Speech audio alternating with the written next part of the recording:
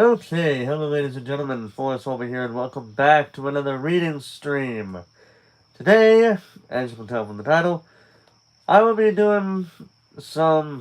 I will be reading part 3 of Alice Oseman's Loveless.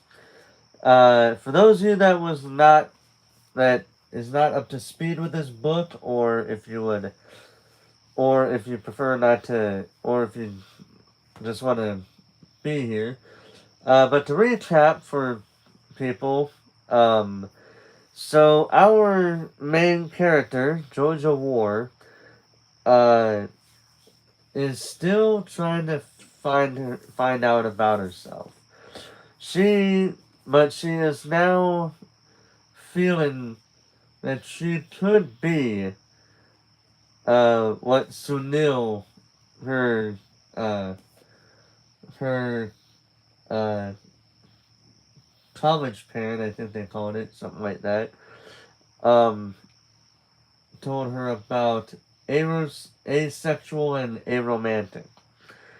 And now she's feeling like she is this way. But she's not entirely sure quite yet. But in this part, this is where things start to get a little bit crazy for all the characters involved. Well, all the main characters involved. Georgia, Jason, Pip, and Rooney. How exactly will it be crazy? Well, you'll just have to listen. You'll just have to You'll just have to bear with me as I read this book. Part 3. I love none. Georgia! A voice said, or screeched rather, as I entered the Shakespeare social rehearsal several days later. It was our first rehearsal in a real rehearsal room. We were inside one of the many large old buildings by Durham Cathedral that contained nothing but classrooms, which were available to rent out as a society activity spaces. I imagined...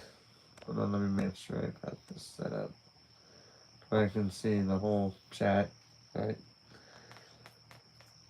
I imagined this building was what most private schools felt like. Wooden and unnecessarily large. The screech in question was one I was coming to know well. Rooney appeared out of a classroom doorway wearing a burgundy jumpsuit, which looked immensely fashionable on her. But if I'd worn it, it would have made me look like a car wash employee. She grabbed both my arms and started leading me into the room. Inside was mostly empty apart from one table set up at the far end, upon which Pip and Jason were sitting. Jason appeared to be doing some of his course reading, while Pip looked up and stared at Rooney with nothing less than disdain. I'm dying, Georgia, said Rooney. Literally, I'm going to explode. Please calm down. No, I am. I was up until 6 a.m. this morning, planning the rest of the show. I know. We live together. Since I had informed Rooney that Sunil was on board, she'd gone a little bit overboard on the play preparation, staying up late to plan, scheduling weekly rehearsals for the rest of the year, and bombarding all of us in our new group chat that Pip had named A Midsummer Night's Stab. Rooney argued with Pip about the group chat name in the group chat for several hours. We have to get the first couple of scenes ready before the Bailey Ball, Rooney continued. That'll keep us on target. That's only a few weeks away. Exactly. The Bailey Ball, the upcoming ball at St. John's in early December, was completely irrelevant to our society, but Rooney had decided to use it as a target anyway. Probably just to scare us into attending the rehearsals. I just realized my thing was way too high. Let me fix that. There you go. Anyway. What if Sunil doesn't want to come after all? She lowered her voice to a whisper. What if he thinks it's a shit idea? He's a third year. He knows things. He's really not the sort of person who's going to criticize a student play, to be honest.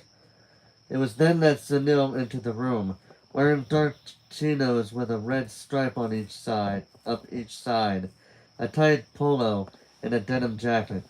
Somehow he appeared not to be freezing to death in November's brutal northern temperatures. He smiled as he approached, and I felt an uncomfortable wash of guilt that he might just be here because I asked.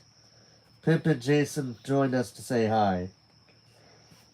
"You're the only one I haven't met already," said Sunil to Jason, holding out his hand. Jason shook it. He looked intimidated. He was probably in awe of the sheer coolness that radiated from Sunil at all times. "Hi, I'm Jason." "Hi, I'm Sunil. You're very tall, Jason." I suppose I am?" "Congrats." "Thanks?" Rudy clapped her hands together loudly. "Okay, let's start." That's actually what she says, by the way. Jason and Sunil got sent to the other side of the room to go through a scene from A Midsummer Night's Dream while Pip, Rooney, and I sat down in a circle on the floor with copies of Much Ado About Nothing laid out in front of us. Excuse me. Much Ado is probably one of the best Shakespeare's because the plot is exactly like an enemies to lovers fanfic, with a lot of confusion and miscommunication along the way. The premise is Beatrice and Benedict hate each other, and their friends find this hilarious, so they decide to trick them into falling in love, and it works much better than anyone expected. Amazing. I had again been chosen by Pip and Rooney to play one of the romantic leads, Benedict. Pip was playing Beatrice. We sat down in a circle to read the scene, and I hope I'd do better this time. Maybe it had just been awkward with Jason. Now I was acting with Pip in a much funnier scene. "I wonder that you will still be talking, Signor Benedict," Pip drawled with an eye roll. "Nobody marks you." I put on my best sarcasm and responded, "What, my dear Lady Disdain? Are you yet living?" "Less angry, I think," said Rooney. "Like Benedict's teasing her. He thinks it's hilarious." I loved enemies to lovers romances, but I was struggling to get into this. I'd much rather just watch someone else perform it. I let Pip read her next line before I chipped in again, this time trying to sound less annoyed. "That is courtesy a turncoat, but it is certain I am loved of all ladies, only you exempted," I said. And I would I could find in my heart that I had not a hard heart, for truly I love none." Said Rooney. "Look," I said, "this is the first time we're reading it through. It's okay. Maybe this rule just isn't for you." "This and Juliet? Was it just romantic roles I couldn't do?" "Surely not. I played plenty of romantic roles in the past in school plays and youth theater shows, and I was fine. Why was I cycling myself out about romantic roles now?" "Hey!" Pip barked at Rooney. "Stop insulting Georgia. I'm the director, I've gotta be honest." I am also the director, and I think you're being a bitch." "Drama," said Jason from the other side of the room. I turned to see Sunil raise his eyebrows at him, and then they both started snickering.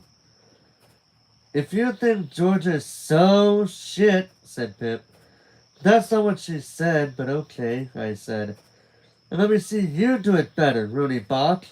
If you've got no problem with getting gay for a scene." "Oh, I have no problem with getting gay, Pipsqueak," said Rooney, seeming to imply something else entirely, which Pip noticed and recoiled a little in surprise. "Okay then," said Pip. "Okay," said Rooney. "Okay." Rooney slammed her copy of Much Ado onto the floor. "Okay!" I went to sit with Sunil and Jason so we could all watch Pip and Rooney act out Beatrice and Benedict's first argument from Much Ado About Nothing. I predicted that it was going to either be absolutely hilarious or another mess. Possibly both. Rooney stood tall and sneered down at Pip. I could find in my heart that I had not a heartbeat, I had not a hard heart, for truly I love none. She wasn't even looking at her copy of Much Ado. She knew it off by heart. Pip laughed and turned away as if addressing an onlooker. A dear happiness to women. They would else have been troubled with a pernicious suitor. She turned back to Rooney, narrowing her eyes. I thank God in my cold blood I am of your humor for that. I had rather hear my dog bark at a crow than a man swear he loves me. Rooney's mouth twitched. It was shockingly similar to the way it did when she wasn't acting. She stepped slightly closer to Pip as if to emphasize her height advantage. God keep your ladyship still in that mind. She pressed a hand on Pip's shoulder and squeezed. So some gentlemen around there shall scrape a predestinate scratched face. Scratching could not make it worse, Pip back immediately with a cock of her head and a cheeky grin. And 'twere such a face as yours were. How do they both know this scene by hearts already? Rooney leaned right in, her face mere inches from Pip's. Well, she breathed in a low tone, you are a rare parrot teacher. Pip took in a sharp gulp of air. A bird of my tongue is better than a beast of yours.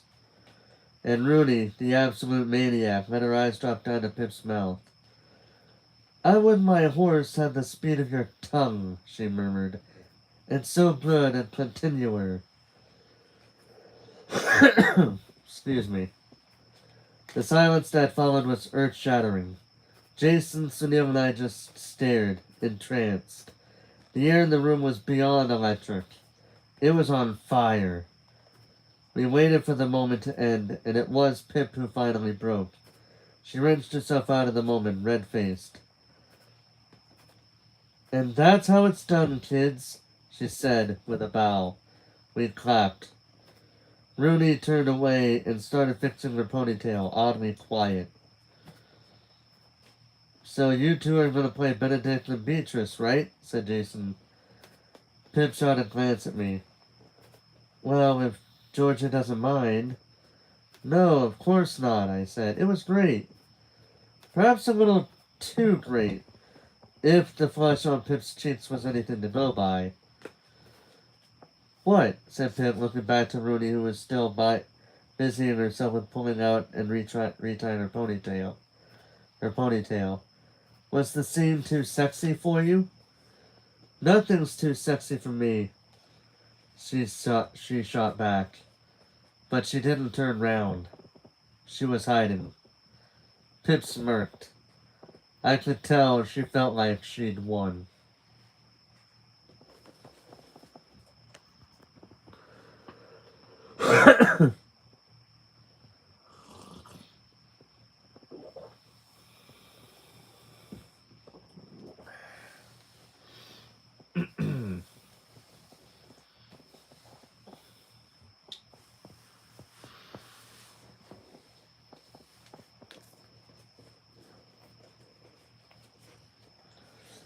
We spent our remaining rehearsal time helping Rooney and Pip plot out the scene, adding in a few props before running through a couple more times. They seemed to get more flustered each time, along with increasing the amount of intense eye contact and touching in the scene. At the end of the 2 hours, me, Sunil, and Jason stacked the chairs, then went to wait near the door while Pip and Rooney stood in the center of the room and bickered over a couple of lines towards the end of the scene. Jason shrugged his teddy coat on. So, he said to Sunil, regrets? Sunil laughed. No, it was fun. I'm very glad I got to witness He gestured vaguely towards Pip and Rooney. Whatever this is. We're very sorry about them, I said. He laughed again. No, honestly, this has been fun. It's actually a welcome change to the general chaos and drama of Pride Soch, and the stress of third year. He put his hands in his pockets and shrugged. I don't know. I think I've needed to do something like this. University has been stressful. Like, when I was a fresher, I was just in a really bad place, and then I spent all of second year doing things for Pride Soch, and, well, obviously that continued into this year. Orchestra's a good time, but stressful as hell. I don't think I ever really take the time to just pursue something just because it's fun, you know? He looked up as if surprised we were still standing there, listening to him. Sorry, now I'm oversharing. No, it's fine, I said, but that didn't feel like enough. We're really glad you're here. Jason patted him on the shoulder. Yeah, you need to come for pizza with us sometime. Cast bonding. Sunil smiled at him. I will, thank you. We said goodbye to Sunil, who had a tutorial to get to, and Jason and I leaned against the opposite sides of the door frame, waiting for Pip and Rooney. Jason started flicking through the pages of his copy of the play. Much Ado is such a good play, although I don't get the appeal of relationships when they're mean to each other at the start. It's all just built up to the point where they inevitably have really wild sex, I said, thinking fondly of some of my favorite enemies to lovers fics. It makes the eventual sex more exciting. I suppose it makes a good story. Jason flipped over a page. It's funny how much stuff revolves around sex. I don't even think I need it in a relationship. Wait, really? Like, it's fun, but I don't think it's a deal breaker. If the other person didn't want to do it that much, or at all, I guess. He looked up from behind the book. What? Is that weird? I shrugged. No, that's just a cool way to think about it. If you really loved someone, I just think you wouldn't really care so much about things like that. I don't know. I think everyone's been kind of conditioned to be obsessed with it. When in actual fact, you know, it's just a thing people do for fun. You don't even need it to make babies anymore. It's not like you die without it. Die without what? Asked Pip, who was suddenly only a couple of meters away from us, pulling her bomber jacket on. Jason snapped the book shut. Pizza. Oh my god, can we get pizza right now? I will die without pizza right now. They left the room together, chatting, while I waited for Rooney, who was tying her shoelaces. Was there some kind of third choice when it came to mine and Jason's relationship? Could we be together and just not have sex? I stood there in the doorway trying to picture it. No sex, but still a romance. A relationship. Kissing Jason, holding hands with Jason, being in love. I'd spent a lot of time thinking about how I felt about love, but not much about having sex. I just assumed that sex would automatically be a part of it, but it didn't have to be. Sunil had told me that some people didn't want sex, but were perfectly happy in relationships without it. Maybe I did like Jason romantically. I just didn't want to have sex with him. Now if anybody was new here who has not seen me read this book,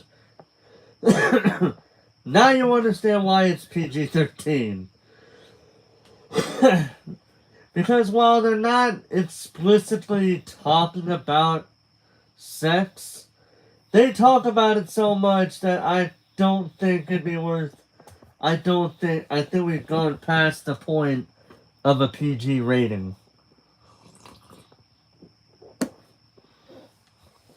And I'm being serious when I say that.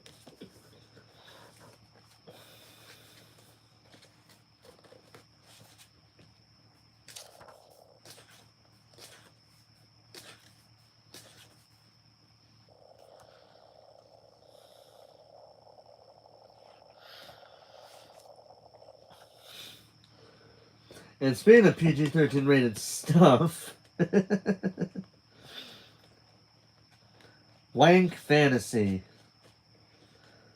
Obviously, I spent the rest of the day thinking about sex.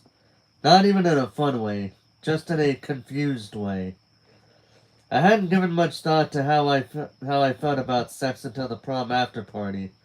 That had been when I had started to wonder whether I was weird for not having done all the things other people claimed they'd done, including having sex.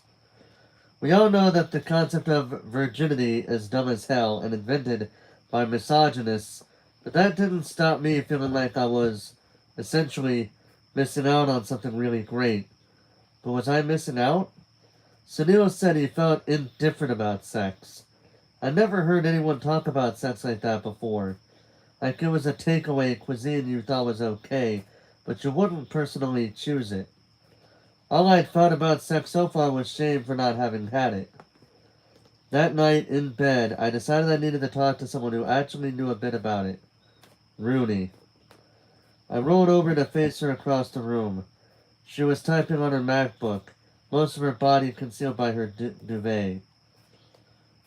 Rooney, I said. I've been thinking about, my thing with Jason. This immediately got her attention. She sat up a little, shutting her MacBook and said, "Yeah? Have you kissed yet?" Well, no, but really?" She raised her eyebrows, clearly thinking this was weird. "How come?" I didn't know what to tell her. "Don't stress about it," she said with a wave of her hand. "It'll happen. When it's the right time, it'll just happen." This annoyed me. Was kissing really so vague? "I guess," I said, feeling like I should just be honest. "I don't even know whether, I'm attracted to men in general or something like that." Rooney blinked. "Really?" "Yeah." "Okay," said Rooney. She nodded, but I could see on her face that this was a surprise to her. "Okay. I'm not sure, though. I've been thinking a lot about, how I'd feel about physical stuff." There was a pause, and then she said, "Sex?" I should have guessed she'd just be blunt about it. "Well, yeah." "Okay," she nodded again. "Yeah, that's good. Sexual attraction is just figuring out who you want to have sex with." She paused to think, and then she turned fully to face me. "Right, we're going to figure this out." "What do you mean?" "I mean, let's get to the bottom of your feelings and figure out whether you're attracted to Jason or not." I had absolutely no idea where this conversation was going, and I was scared. Question 1. Do you wank? I'd been right to be scared. "Oh, God." She held up her hands. "You don't have to answer, but I think this might be a pretty good way of figuring out if you really like Jason." I'm so uncomfortable. "It's just me. I've heard you fart in bed." What the fuck? How do we go from asking a question about wanking to farts? The fuck? What? God damn. That just took a whole 180. "No, you haven't." "I have. It was loud." "Oh, God." I knew I could just shut this conversation down if I really wanted to. It was a bit rude of Rooney to ask such personal things when, really, we'd only known each other for about a month and a half. But I did want to talk about stuff like this with someone, and I did think that talking about it might help me figure some stuff out. "So," Rooney continued, "masturbation. I wasn't the sort of person who thought it was a guy thing. I've been on the internet long enough to know that masturbation was all gender. Doesn't Doesn't everyone masturbate? I mumbled. No, I don't think so. Rooney tapped her chin. I had a friend back at home who said she just didn't like doing it. Oh, that's fair enough. So I assume you do it then. Yes, I did. I wasn't gonna just lie about it. I knew it wasn't something to be ashamed of, obviously, but it still felt excruciating to talk about. Yeah, I said. Okay, so what do you think about when you masturbate? Rooney, oh my fucking god. Oh yeah, by the way, that is actually a line here. It does say Rooney, oh my fucking god. Come on, we're doing a scientific study to determine where your attraction lies. Oh my god, we should get Pip to help. She does science. I didn't particularly want Pip to get involved in this already awkward conversation. No, we shouldn't. Do you think about men? Women? Both? Any or? The honest answer was any. Literally anything. But I knew that would just confuse things, and here's why. I am going to be feeling so weird as a guy reading this situation. But I did choose to read this book, and we're going to continue this no matter what. My usual masturbation situation was just whenever I was in the mood to read a smutty fanfic. It felt like a safe, fun way to get turned on and have a good time. So I would just think about the characters in the fic I was reading. Whatever combination of genders that involved, I wasn't fussy as long as the writing was good. It wasn't about bodies and genitals for me. It was about chemistry. But that wasn't anything unusual, I thought. People didn't really just look at boobs or abs and get turned on. Did they? Georgia, said Rooney. Come on. I'll tell you mine if you tell me yours. Fine, I said. The gender doesn't really matter. Oh my god, same! Rooney gestured between us. Wank fantasy sisters! Never say that again. No, but it's cool to know I'm not alone in that. She wrapped her covers a little tighter around her. Like, I know I would go out with guys, but, it's fun to think about other stuff. Maybe I was bi or pan then. Now, okay, for those wondering what the hell those two things are, bisexual is basically being attracted to both genders, or all genders, pretty much. Excuse me. So yeah, basically having feelings for any gender of any kind, male, female, non-binary, and pansexual. Somebody else might have to look that up, because quite frankly, actually, hold on a second. You know what? Let's hold on. You know what? Let's turn my PlayStation back on so we can find out what that means.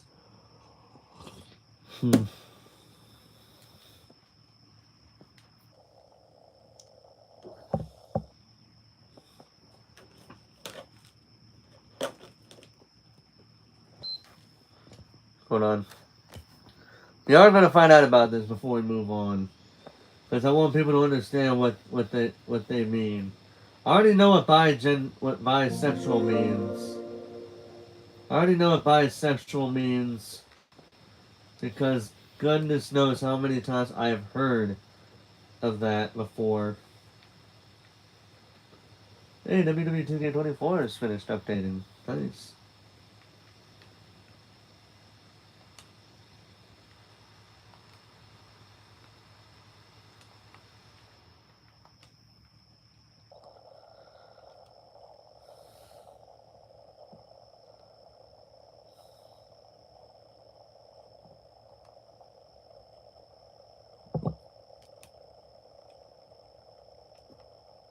From its origins in the early 20th century psychoanalysis to its burgeoning use among celebrities today, the word pansexual has come a long way to get to this pop culture moment. And we love how it challenges us to think about the current meaning of pansexual grew out of the spirit of activism and the desire to reclaim identity in one's own terms, as greater awareness of trans, binary, and genderqueer identities spread. It evolved to mean a person is attracted to people of all genders for reasons independent of their gender or... Yeah, so bigender, what the fuck? Bisexual is being attracted to male and female. Pansexual is what they just said here. A person who is attracted to people of all genders for reasons independent of their gender. Is a way of saying, I'm attracted to people of all genders for reasons about their genders. Early social media communities on the internet made the way for pan community to grow. In 2002, the live journal community I Am Pansexual proclaimed in its first post, "We are here to help support pansexuals, discuss pansexual issues, and bring pansexuals closer together." From there, it blossomed, with an uptick in searches for the term starting in 2004, peaking in 2012, and getting even higher in 2018. But we'll get to that. In 2010, the pansexual pride flag emerged. You know, funnily enough, I just noticed that my, From its origins in the early... What's very ironic here is that, my live stream of reading this book is actually in their suggestions. I'm not kidding, look at this. Look at this.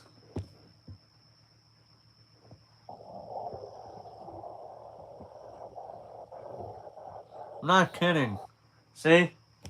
It's actually in their suggestions. It's kind of funny to me. Wow. That is kind of funny to me. I'm guessing it's because I just said pan, as in pansexual, and so it's got that there. That is crazy if that was actually a suggestion on their page. That would be crazy. But now you know what bisexuals and pansexuals are.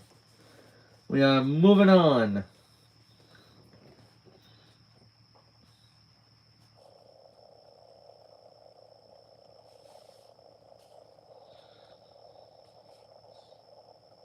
Now, getting back to the story.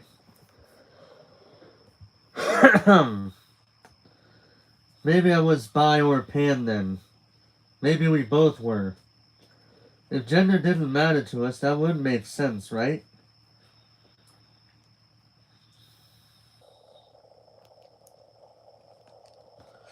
There are still some specific scenarios I have to picture, she continued. Like, I can't just imagine myself doing anything with anyone. I still think I have preferences, but not limited to gender. Something she'd said struck me. Wait, I said. I mean, I don't imagine myself with any gender. She paused. Oh, what? It clicked in my brain what I was trying to say. I don't think about myself having sex, I said. Rudy frowned, then she snorted. And then, upon realizing I wasn't joking, she frowned again. What do you mean? What do you think about then? Other people? Yeah. Like, people you know? You know. Oh my god. More like, made up people in my brain. Rooney let out a deep breath. So you don't think about having sex with Jason? No! I exclaimed. The thought of having sex with Jason freaked me out. People don't actually do that, do they? What, fantasize about someone they have a crush on? As soon as she'd said it, I realized how obvious it was. Of course people did that. I'd seen it dozens of times in movies and on TV and in fanfics. This is going to be harder than I thought, said Rooney. Oh. Okay, so, question 2. Who was the celebrity you last got off to? I blinked. People definitely don't do that. Do what? Get off to pictures of celebrities. Of course I do. Oh, no. I read it wrong. Sorry, hold on. Oh, yes they do. I have a folder of shirtless pics of Henry Cavill on my laptop. I laughed. Rooney did not. What? She asked. I genuinely thought that she was joking. I thought that was just a movie thing. You really just look at halves and that does it for you? I mean, yeah. Rooney looked a little put out. What, is that not normal? I had no idea what was normal. Maybe nothing was normal. I just don't get the appeal. Like, abs are just lumpy stomachs. This made Rooney laugh loudly. Okay, fine. Question 3. How are there some more questions? Sex dreams. What happened in your last sex dream? I stared at her. Seriously? Yes. I started to say that I'd never had a sex dream, but that wasn't strictly true. I'd had a dream a couple of years back where, in order to pass my exams, I had to have sex with a guy in my class. He was riding on my bed. He was waiting on my bed, naked, and I kept walking in and out of my bedroom, fully clothed, not quite able to work up the courage to go through with it. It wasn't a nightmare, but it gave me that same feeling of a nightmare where you're trying to run away from a demon, but your legs are moving like they're stuck in sludge, and the demon is catching up with you, but you can't move properly and you're about to die. On second thought, I wasn't sure that counted as a sex dream. I don't have sex dreams, I said. Rooney stared back at me. What? Ever? Does everyone have sex dreams? Well, I don't know now. Rooney looked almost as confused as me. I assumed it was kind of an everyone thing, but I mean, I guess it's not. I almost regretted bringing this up with her. For someone who'd had a lot of sex, Rooney didn't seem to understand it any better than I did. Making the snap decision, I grabbed my phone again. I'm going to message Pip. Yes! Please get her involved. I want to know what she thinks. I gave Rooney a look. You're very interested in what Pip thinks about sex, huh? Rooney spluttered. No, actually, no. I just wanted a third opinion, and she's the most likely person to overshare. Sure, Rooney. We'll go with that. Hey, Daniel Barry. Happy Tuesday to you. Even though technically it's Wednesday for me, but still, how you doing tonight? I think it's Wednesday. Yeah, it's Wednesday for me now. Georgia War. Apologies for the late night message, but I have a question, dear friend. Philippa Quintana. It better not be about the group chat name, because I will defend A Midsummer Night's Stab until I die.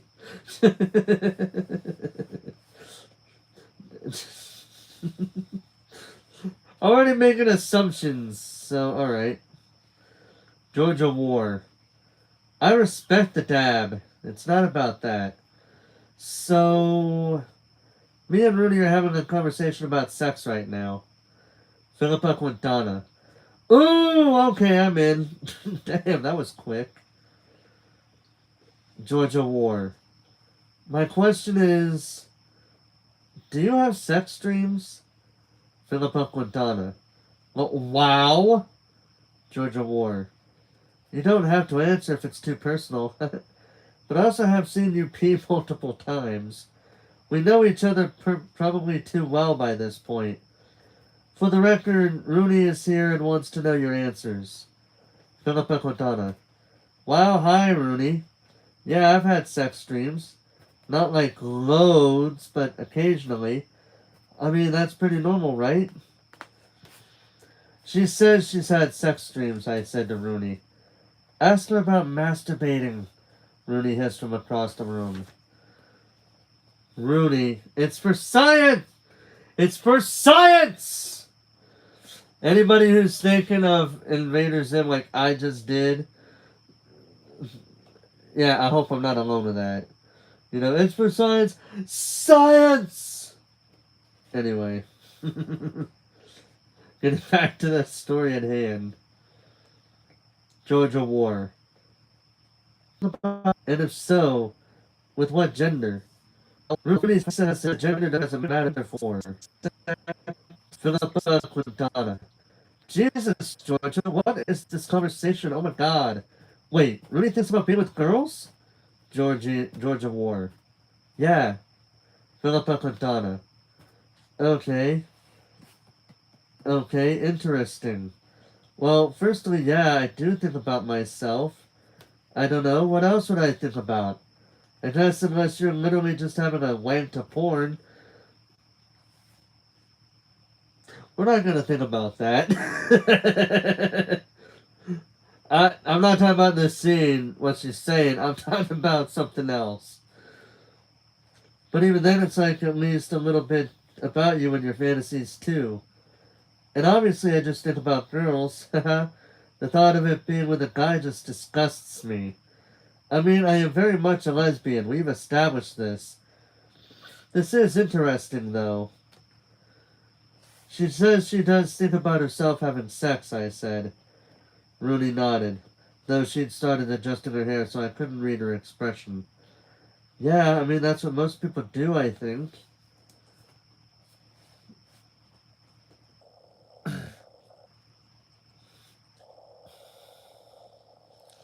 Georgia War. Oh my goodness, I'm already seeing where this is going. You guys will find out here in a second. Georgia War. I won't tell Rooney this one. This is just a question for me. Do you fantasize about other people? Like real people? Like if you get a crush or meet someone really hot, do you fantasize about having sex with them? Philippa Quintana. Georgia, how come you want to know all this? Are you okay? Are you and Jason having sex? Oh god, I don't know if I want to know. Georgia War. Calm down, I'm not having sex. Just trying to understand some stuff. Philippa Quintana. Okay. Yeah, I guess I do sometimes. Not every single hot person I meet, but if I really like someone.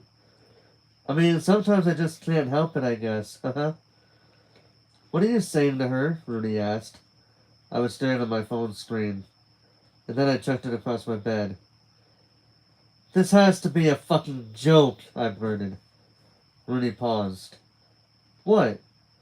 I sat up, pushing the covers off my body. Everyone has to be fucking joking! What are you... People are really out there just thinking about having sex all the time and they can't even help it? I spluttered. People have dreams about it because they want it that much?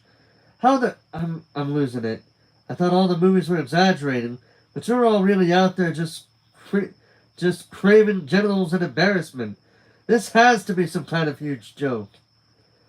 There was a long silence. Rooney cleared her throat. I guess we're not wank fantasy sisters. For fuck's sake, Rooney. I don't think this conversation had gone to a place that either of us were expecting it to. I never fantasized about myself having sex, and that was different from most people. I was different. How had I never realized this before? Picturing fanfic characters having sex? Great. Fine. Sexy. But picturing myself having sex with someone, guy, girl, whoever, didn't interest me. No. It was more than that. It was an immediate fucking turnoff. Was that what Sunil had told me about? Was that how he felt? I don't really know what to say or how to help, Rooney said. Then, with more sincerity than I was used to from Rooney, she followed up with, Don't do anything you don't want to do, okay? Okay. I mean with Jason. She looked so serious all of a sudden. and I realized how rare it was for me to see an expression like that on Rooney's face. Just don't do anything you're not comfortable with. Please. Yeah, okay. Philip up with Donna. Hey, you sure you're okay? Hold on a second.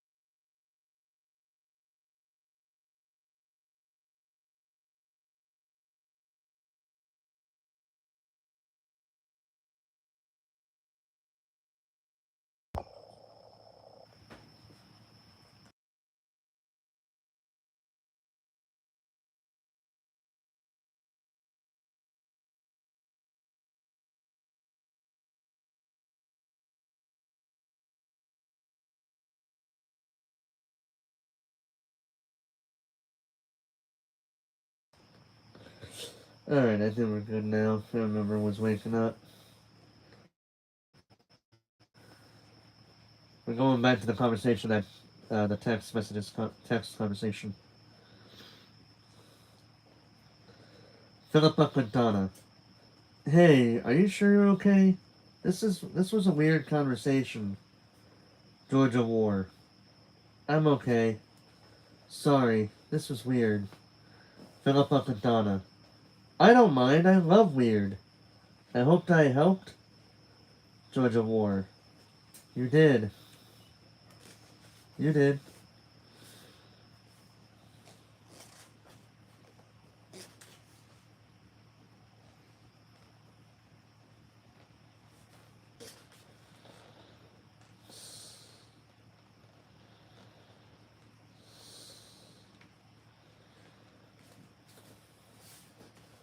Alright, guys. Strap yourselves in, because this is where the craziness begins.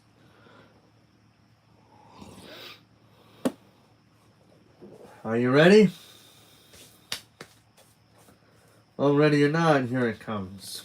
It's gonna be like hide and seek. Whether you're ready or not, it don't matter. We're still gotta read this.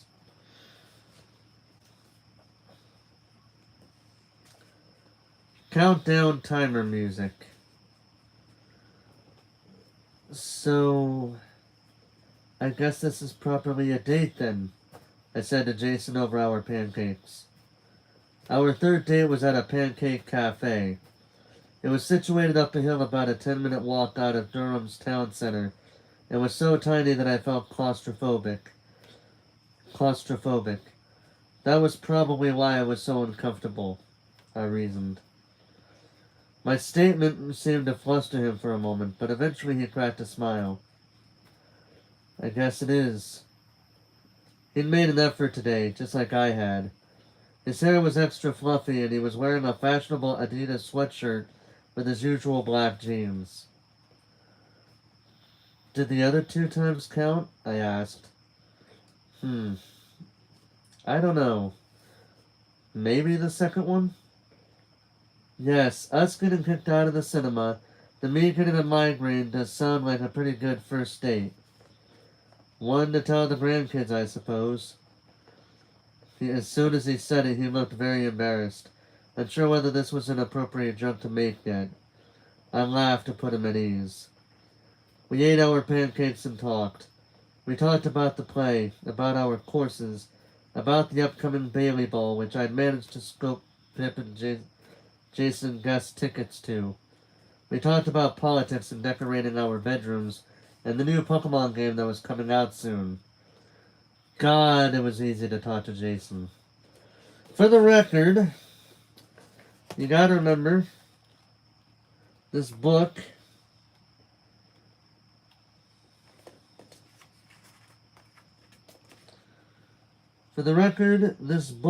came out in 2021. So,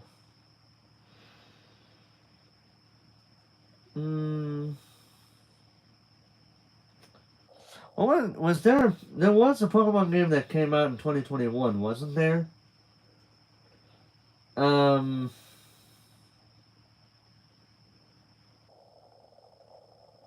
Which one was it? Because there were two games that came out kind of close together. Because you had Pokemon Legends Arceus, and then sometime after that you had Pokemon Brilliant Diamond and Shining Pearl, which I believe is actually a really good remake of Diamond and Pearl. And people got so mad at this game just because it didn't add elements to Pokemon. It didn't add elements for Pokemon Platinum, even though the games were clearly remakes of Diamond and Pearl. Like, some people got mad at that for some reason. I was like, dude, people didn't really care for that game. Some of which was because, well, it doesn't have platinum things in it. Okay, outside of the jackets that you wear in Pokemon Platinum, it does technically have a platinum element to it, in which you could wear the jackets if you wanted to. If you, I think you had to pre-order the game first for it to work, I think. I'm not sure. But I do remember that. And people got so mad at that part particularly. And I'm like, dude, it's a remake of Diamond and Pearl. If they were to make a remake of Platinum, I'm pretty sure they would have made a remake of Platinum. But instead, they made a remake of Diamond and Pearl.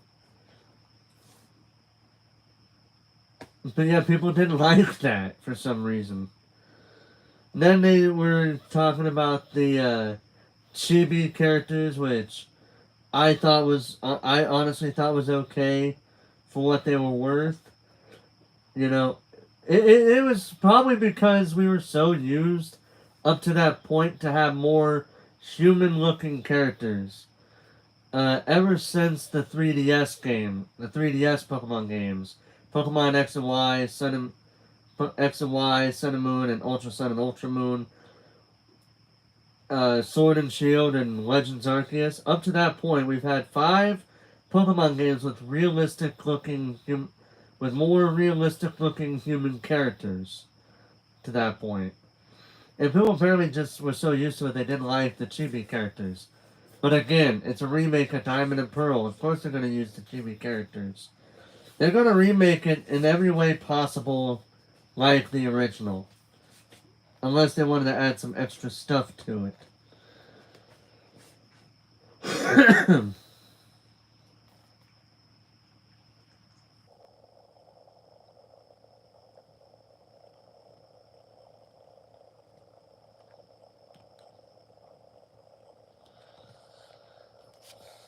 Anyway.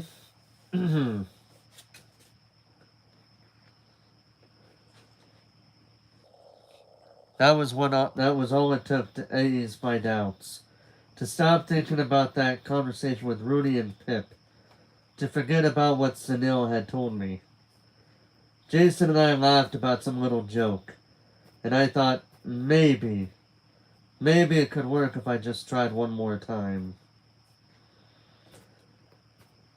You know what Rooney said? I said to Jason once we'd made it back to college. We were sitting in his corridor's kitchen and Jason had already made me a hot chocolate. Jason stirred sugar into his tea. What? I had made the decision on the walk back here to take my shot. Despite what Rooney had concluded at the end of our chat, I needed to treat this situation realistically. I was going to have to make an effort to force myself to like Jason. But I could do that, right? I could do it. She thought it was weird that we hadn't kissed yet. Okay, that wasn't exactly what she'd said just before our big sex conversation, but it was what she'd implied. Jason stopped stirring his tea. For a moment, his face was unreadable. Then he continued stirring. Did she? He said with a small twitch of his mouth. I think she's had a lot more relationships than us, though, I said with an awkward chuckle. Has she? Jason responded, again unreadable. Yeah. Shit. Was I making this weird? I was making this weird. Well, Jason tapped the spoon on the side of his mug. That's... I mean, everyone does these things at different paces. We don't need to rush it. I nodded. Yeah, true. Okay, that's fine. We didn't need a kiss today. I could try again another day. Relief washed over me. Wait, no. I couldn't give up that easily, could I? Fuck. Why was this so fucking hard? Rooney had said it just happened. But if I didn't do anything, nothing would happen. If I didn't try, I'd be like this forever. Jason finished making his tea. We decided to go chill in his room for a bit with a movie. It was a late Saturday afternoon, and that felt like the thing to do. But just as I went to pull open the door, someone on the other side pushed it towards me so fast that I tripped backwards over my own feet and fell onto Jason and his boiling mug of tea. We didn't go down, but the tea went everywhere. The person who'd opened the door backed away immediately with an apologetic, "Sorry, I'll come back to the bed." I was only lightly splashed and I was still wearing my coat anyway. I turned to Jason and sat down on a nearby chair to survey the damage. His jumper was soaked, but that didn't seem to bother him. He was staring, alarmed, at his left hand, which had also been covered in tea. Fresh, boiling tea. Oh, fuck, I said. Yeah, he said, just staring at his hand. Does that hurt? Slightly. Cold water, I said immediately. I grabbed his wrist, pulled him over towards the sink, turned on the cold tap, and held his hand under the water. Jason just stared, dumbfounded. We waited, letting the icy water do its work. After a moment he said, I was looking forward to that tea. I let out a sigh of relief. If he was making jokes, it probably wasn't too bad. Does tea wash out? He looked down at the stained fabric and then just chuckled. I'll look it up. I'm really sorry, I blurted out, realizing that this was probably my fault. Jason nudged me with his elbow.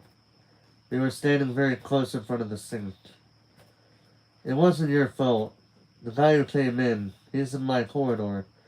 I swear he never looks where he's going. I bumped into him like 5 times. Is it okay? We don't need to go to the emergency room or anything. I think it's fine. I should probably just stand here for a few minutes, though. We fell into silence again, listening to the sound of running water. Then Jason said, you don't have to hold my hand if you don't want to. I was still holding his wrist, keeping his hand under the tap. I quickly let go, but then realized that maybe that had been a sort of flirty line, and he wanted me to keep holding his hand. Or maybe he didn't, and it didn't mean anything. I wasn't sure. It was too late. I turned my head to find him staring down at me. He quickly looked away, but almost immediately turned back again, so that we were holding each other's gaze. It was like a siren suddenly going off everywhere around me. Like a burglar alarm that wakes you up so hard you can't stop shaking for half an hour. Looking back, it was almost hilarious. Whenever someone tried to kiss me, I went headfirst into a fight or flight response. His eyes focused on my lips, then darted back up. He wasn't like Tommy. He was trying very hard to work out whether this was something I wanted. He was looking for the signals. Had I been giving off the signals? Maybe it would have been easier for him to just ask, but how do people phrase that in a non-cheesy way? And to be honest, I was glad he didn't ask, because what would I have said? No. I would have said no, because it turned out I just couldn't lie to anyone except myself. As he moved towards me, only a fraction of an inch, I imagined the countdown timer music starting to play. I wanted to try. I wanted to try to kiss him. But I didn't actually want to kiss him. But maybe I should do it anyway. But I didn't want to. But maybe I wouldn't know it until I tried. But I knew that I already knew. I already knew what I felt. And Jason could tell. He moved back again. He moved back again, clearly embarrassed. Sorry. Wrong moment. No, I found myself saying. Go on. I wanted him to just do it. I wanted him to rip the Band-Aid off. Yank the bone back into shape. Fix me. But I already knew there was nothing to fix. I was always going to be like this. He met my eyes, questioning. Then he leaned in and pressed his lips to mine.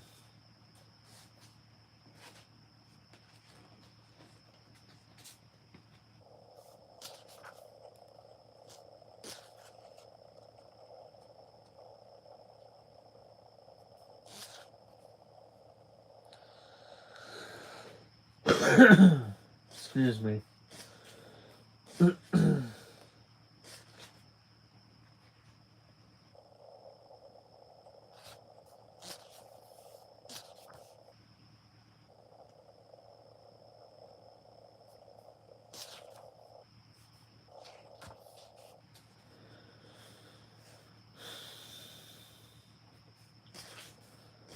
So we're gonna read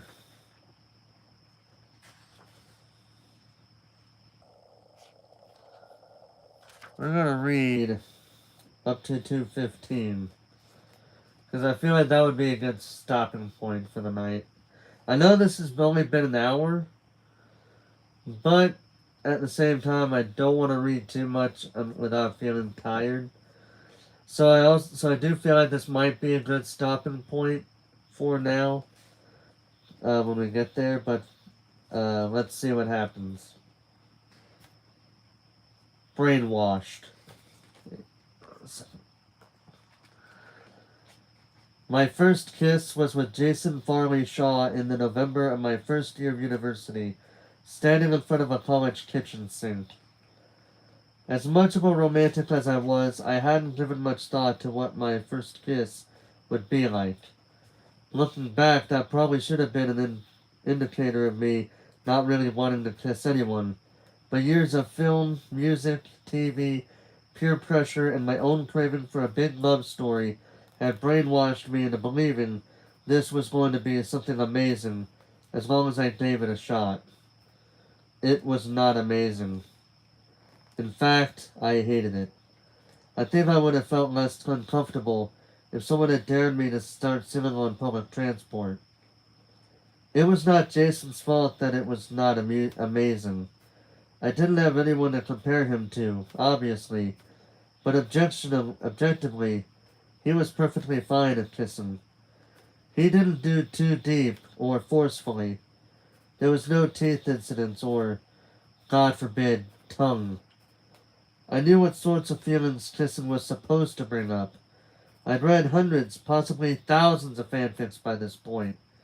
Kissing someone you like was supposed to make your head spin, your stomach twist, your heart speed up, and you were supposed to enjoy it. I didn't feel any of that.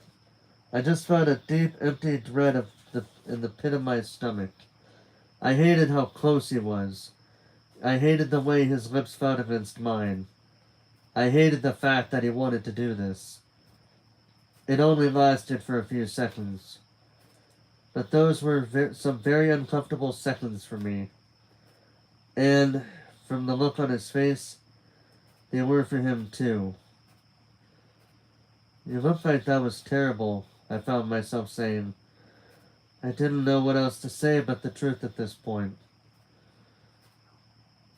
So do you, said Jason. Oh. Jason looked away with a pained expression. He opened his mouth, then closed it again. Well, I fucked that up, I said. He shook his head immediately. No, it's my fault. Sorry. Shit. It was the wrong moment. I wanted to laugh. I wished I could explain just how much it was my fault. Maybe I should try to explain. But Jason ended up speaking first. I don't think you're into me, he said. When it looked at me, it was like he was pleading, begging me to tell him otherwise. I didn't know whether I was, I said. I thought if I tried, then I could make it happen. I just wanted to see if I could fall in love, and you were the person that I could fall for, like, if I tried. And as I said it, I realized exactly the weight of what I'd done. I want you guys to hear this again, because I think because I fucked it up the first time. So I want you guys to hear exactly what she said. And you would agree, she royally messed up with what you just said here. I didn't know whether I was, I said. I thought if I tried, then I could make it happen. I just wanted to see if I could fall in love, and you were the person I thought I could fall for. Like, if I tried. As I said it, I realized exactly the weight of what I'd done.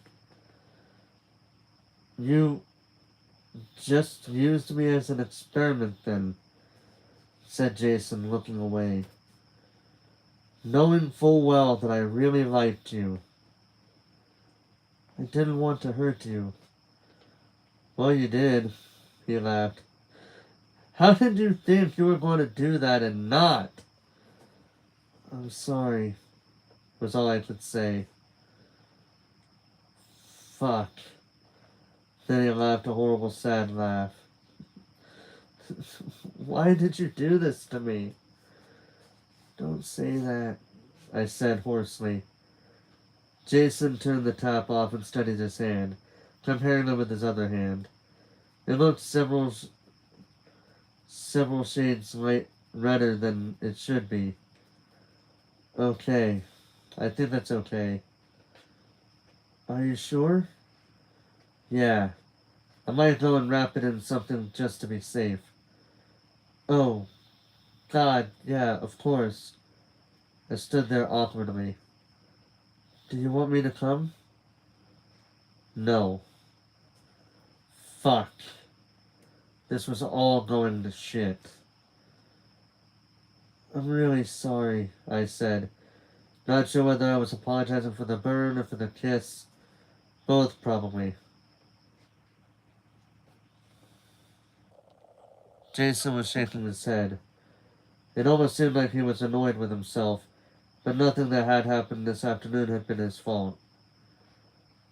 I just need to go.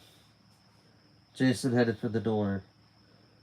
Jason, I said, but he didn't stop.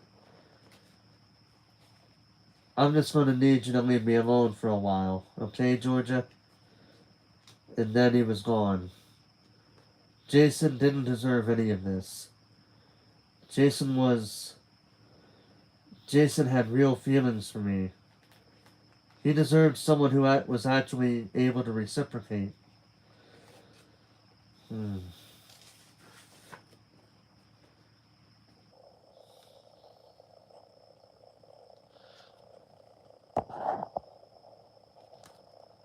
fantasy future.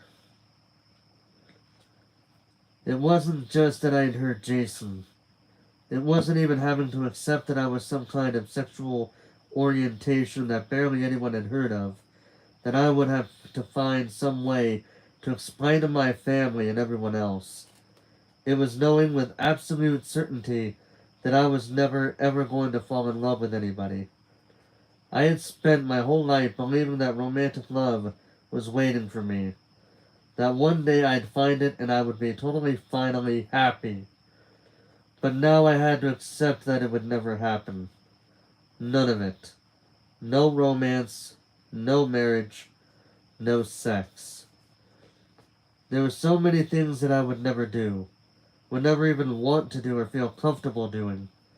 So many little things I'd taken for granted, like moving into my first place with my partner, or my first dance at my wedding, or having a baby with someone.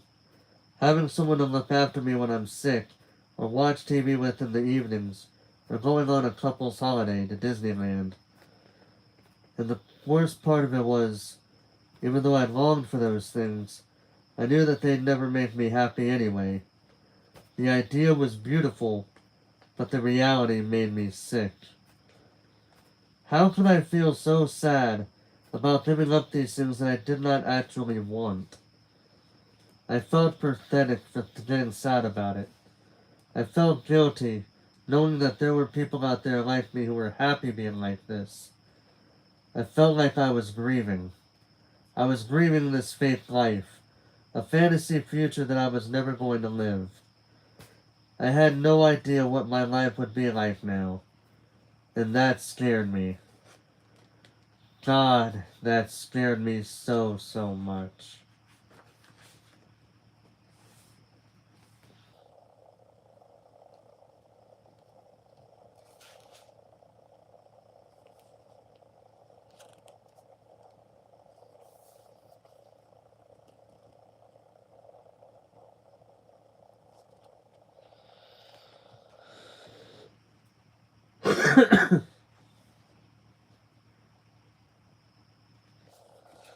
Alright, so, usually I don't like, you see, here's the thing, alright? At this point, we're gonna stop here, because I feel like the rest of this part should be on its own, video, because now that we are literally in the middle of the book, no, seriously, we're right there in the middle of it. Literally right there in the middle. This is where there's going to be a problem there's going to be a series of problems that are going to happen here. The only question is, how are they going to, when and how will it happen?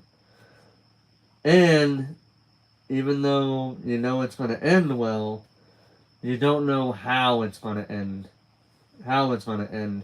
You think it's going to end well because you see it all the time, well, for the most part, in movies, TV shows, books, fan fictions. You see it all the time in many things outside of most creepypastas. Then you're not really expecting a happy ending, but you are expecting some endings where you have to think what's going to happen next.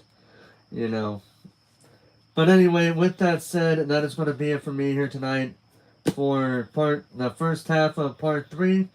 Tomorrow night I'll be going live with, I'll probably be reading the second half of part 3, but I also might be doing something else because I do have tomorrow off. So with that being said, ladies and gentlemen, thank you guys so much for watching. Hope you guys enjoyed this part of Loveless. And until next time, ladies and gentlemen, this is Forrest Walpole, signing off.